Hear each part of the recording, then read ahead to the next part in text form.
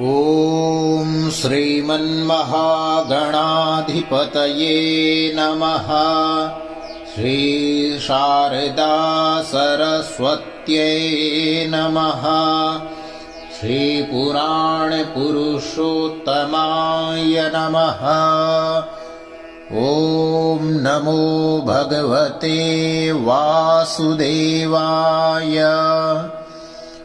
नारद उवाच वृथा खेदयसे बाले, अहो चिन्तातुरा कथम्। श्रीकृष्णचरणाम्भोजं स्मर दुःखं गमिष्यति। द्रौपदी च परित्राता येन कौरवकश्मलात्। पालिता गोपसुन्दर्यः स कृष्णः क्वापि नो गतः। त्वं तु भक्तिः प्रिया तस्य सततं प्राणतोऽधिका। त्वया हूतस्तु भगवान् याति नीच गृहेष्वपि। सत्यादित्रियुगे बोध वैराग्यौ मुक्तिसाधकौ। कलौ तु केवला भक्तिर्ब्रह्मसायुज्यकारिणी। इति निश्चित्य चिद्रूपः सद्रूपां त्वां ससर्जः। परमानन्दचिन्मूर्तिः सुन्दरीं कृष्णवल्लभां। बद्ध्वाञ्जलिं त्वया पृष्टं किं करोमीति चैकदा। त्वां तदा ज्ञापयत्कृष्णो मद्भक्तान् पोषयेति च। अङ्गीकृतं त्वया तद्वै प्रसन्नो भूद्धरिस्तदा। मुक्तिं दासीं ददौ तुभ्यं ज्ञानवैराग्यकाविमौ। पोषणं स्वेन रूपेण वैकुण्ठे त्वं करोषि च।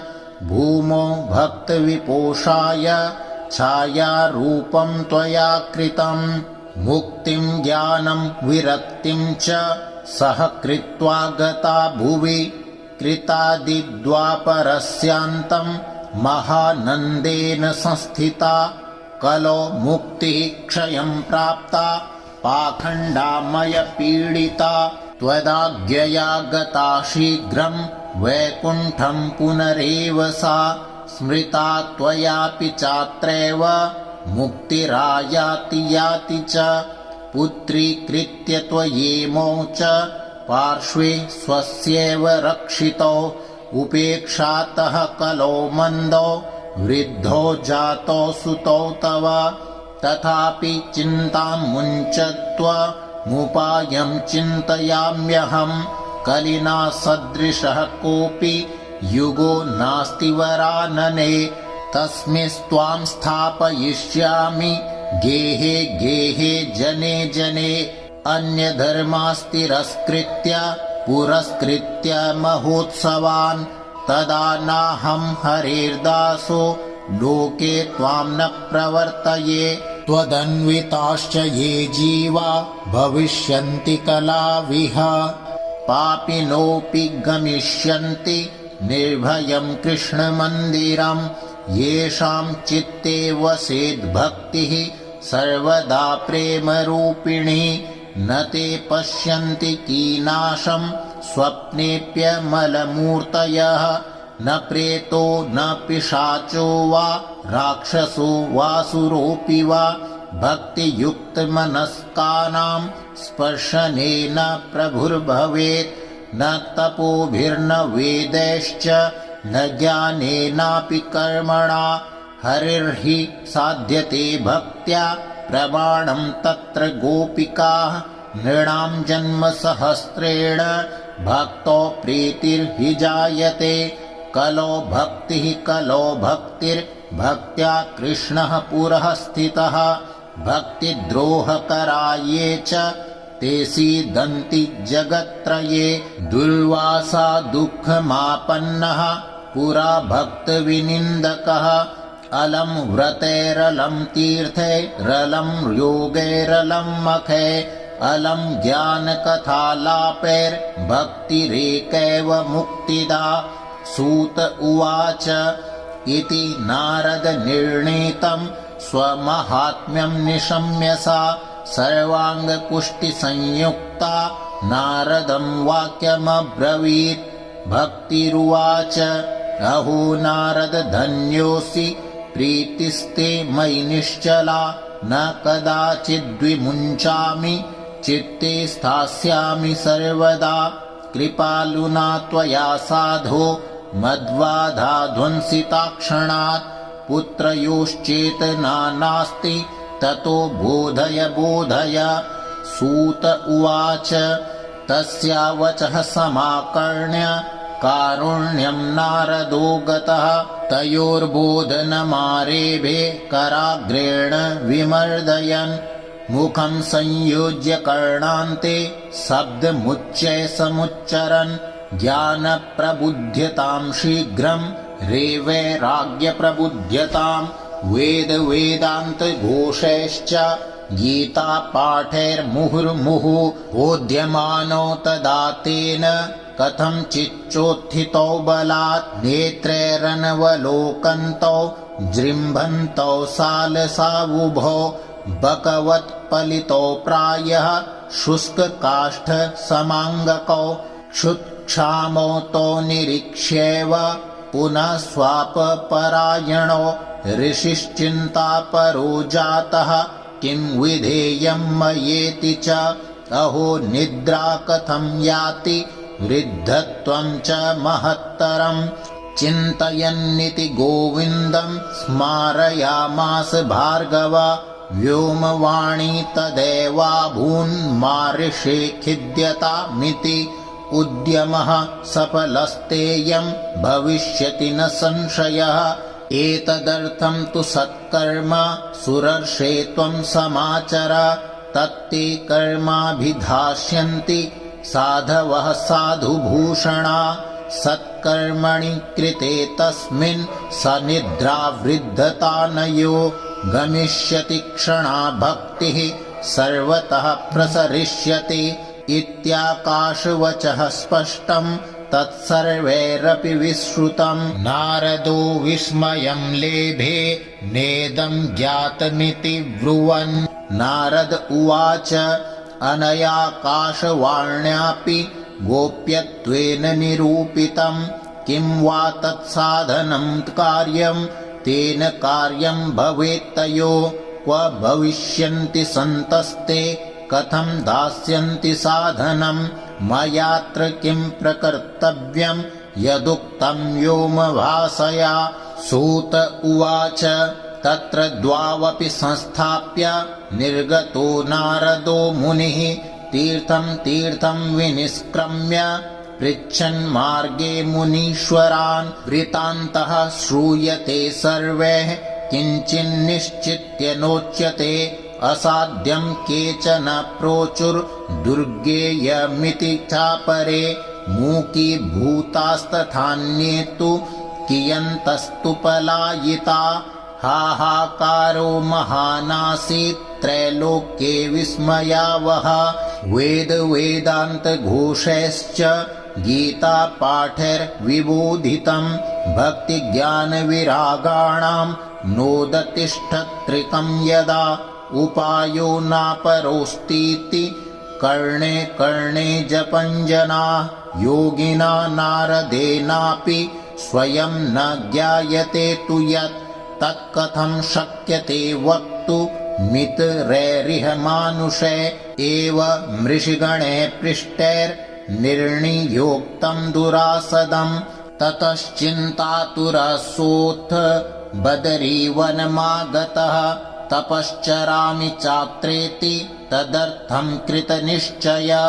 तावद्ददर्श पुरतः सनकादीन् मुनीश्वरान्। कोटिसूर्यसमाभासा नुवाच मुनिसत्तमः।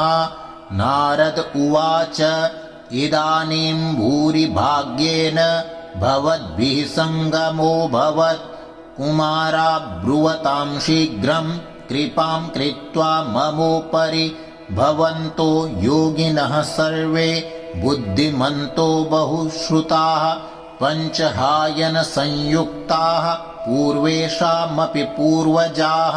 सदा वैकुण्ठनिलया हरिकीर्तनतत्पराः लीलामृतरसोन्मत्ताः कथामात्रैकजीविनः हरिः शरणमेवं हि नित्यं येषां मुखे वचः अतः कालसमादिष्टा जरायुष्मान्न बाधते येषां भ्रूभङ्गमात्रेण द्वारपालौ हरेः पुरा भूमौ निपतितो सद्यो यत्कृपातः पुरं गतौ अहो भाग्यस्य योगेन दर्शनं भवतामिह अनुग्रहस्तु कर्तव्यो मयि दीने दयापरे अशरीरगिरोक्तं यत्तत् किं साधनमुच्यताम् अनुष्ठेयं कथं तावत् प्रब्रुवन्तु सविस्तरम् भक्तिज्ञानविरागाणां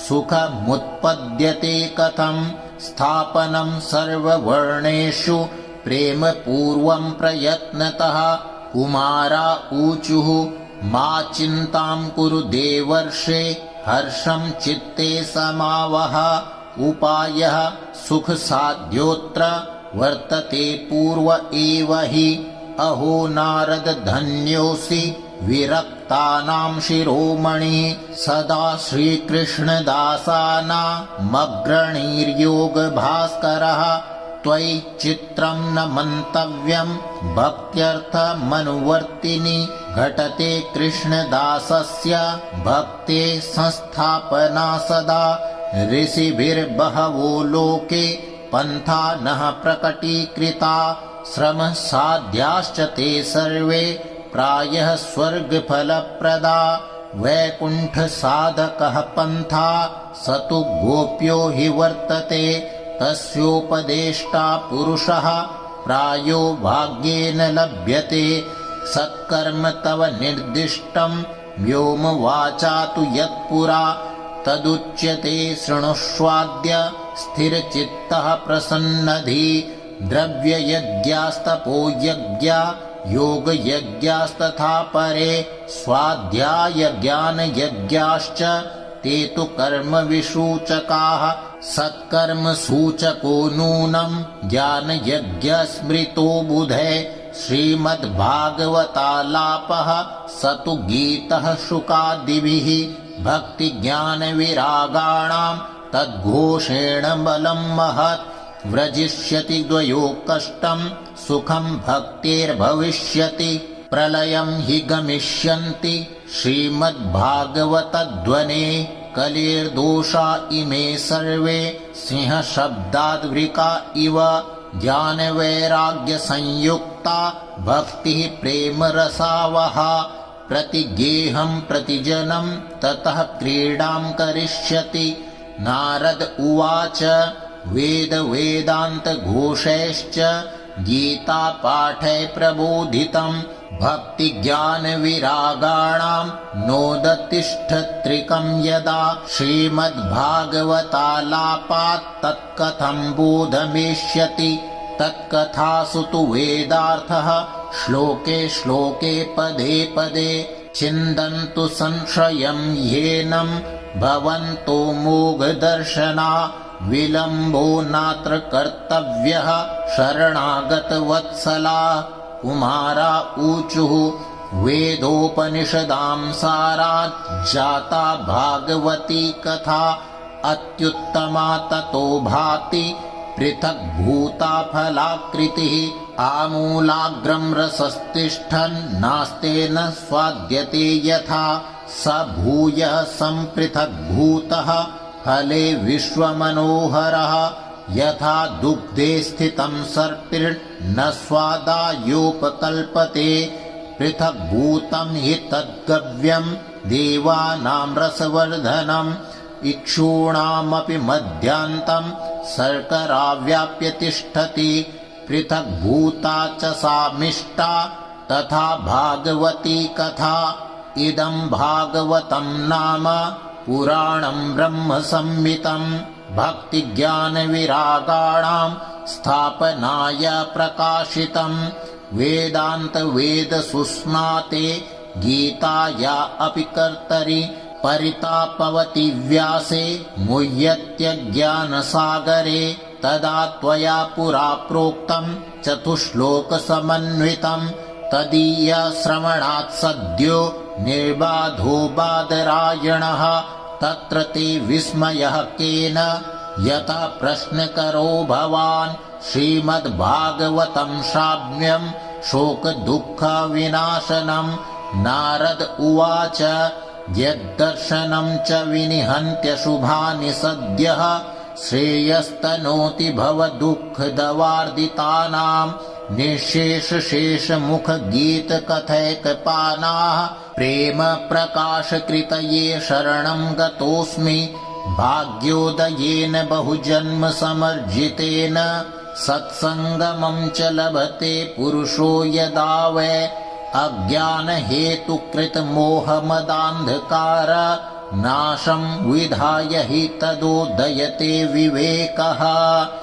ॐ जय जय श्री पद्मपुराणे उत्तरखण्डे श्रीमद्भागवत माहात्म्ये कुमार नारद संवादो नाम द्वितीयोपारायणः। ॐ नमो भगवते वासुदेवाय। ॐ श्रीपुराणपुरुषोत्तमाय नमः।